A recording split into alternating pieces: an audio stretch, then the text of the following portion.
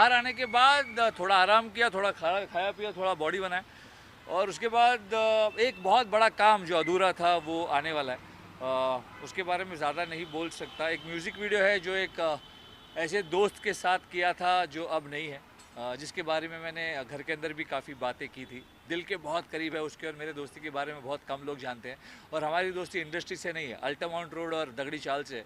हम लोग ग्लैडरैक्स में भी साथ में थे, नाम नहीं बताऊंगा क्योंकि आप खुद देख लीजिएगा। तो वो काम पूरा किया, थोड़ा पैच वर्क बचा था। एक वीडियो है जो हमने 2019 में किया था, उसके बाद कोविड आ गया और रिलीज़ नहीं हुआ। और मैं नहीं चाहता था कि जब मैं बिग बॉस के घर के अंदर रहूं तब वो रिलीज़ हो, ताकि लोग बोलें कि यार ये तो थोड़ा सा फुटेज के लिए और फेमस होने के लिए कर रहा है। मैं बाहर आया, वो पूरा किया और जल्दी वो आपके सामने आएगा। बहुत बड़ा वीडियो है और सबको इंतज़ार है उस वीडियो का। अंदर भी मैंने उसके बारे में बातें की। बहुत लोगों ने मुझसे पूछा बाहर आने के बाद कब आ रहा है, कब आ रहा है वो वीडियो, ट्विटर पे ये वो। बहुत लोगों ने ये भी कहा कि मैं ऐसे ही बोल रहा हूँ। मैं ऐसे ही कुछ नहीं बोलता, जो बोलता हूँ डंके की चोट पर और दिल से बोलता हूँ। बोल बम बोल कर बोलता हूँ और आप लोगों ने वो देखा ही होगा। तो वो काम है जो जल्दी आप सबको दिखेगा और फोटो फिट म्यूज़िक कंपनी है। और तो आप बाकी कुछ नहीं आपका बता जो सकता। एक रिलेशन था शमीदा जी के साथ और आपका काफ़ी अच्छा था अन्ना अक्का का, उस रिलेशन में किस तरह से बिग बॉस की जर्नी में वो रिलेशन देखते हो आप सब? बिग बॉस की जर्नी में सिर्फ वो रिलेशन इस तरह से देखता हूँ कि मुझे वो रिलेशन बिग बॉस की वजह से मिला, लेकिन गेम के लिए रिश्ते नहीं और रिश्तों के लिए गेम नहीं। तो शमिता मेरी बहन है और हमेशा रहेगी, बाहर आने के बाद भी रहेगी, जैसे मैं हमेशा कहता हूँ। तो अच्छा खेल रही है यार वो। उम्मीद करता हूँ कि टॉप 3 तक आएगी। जीतना ना जीतना अब उसकी मेहनत और किस्मत पर है। जैसे मैंने कहा मेरे टॉप 3 अब भी है तेजस्वी, शमिता और करण।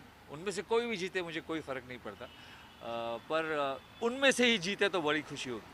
और हाल ही में जो उमर रियाज का इवेक्शन था, काफ़ी चर्चा हुई उसमें, 17 मिलियन ट्वीट्स आए और उनमें उसमें था कि उमर रियाज ही विनर है हम लोग के लिए।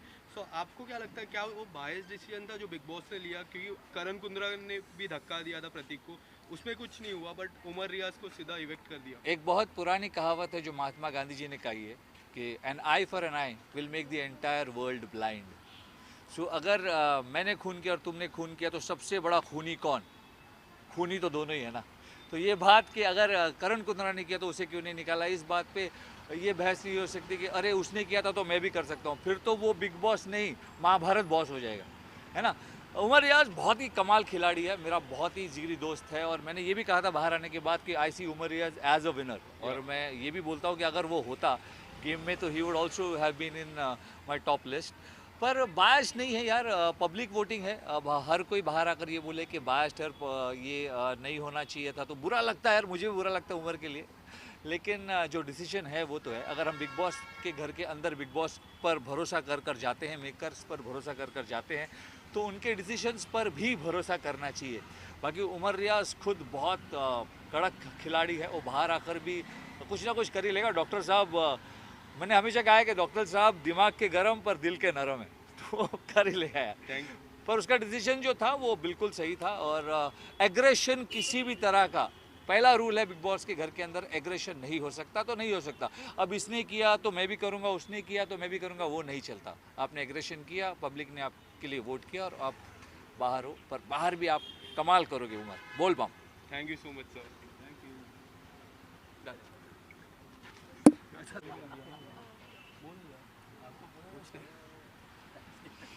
আমার তো question আমার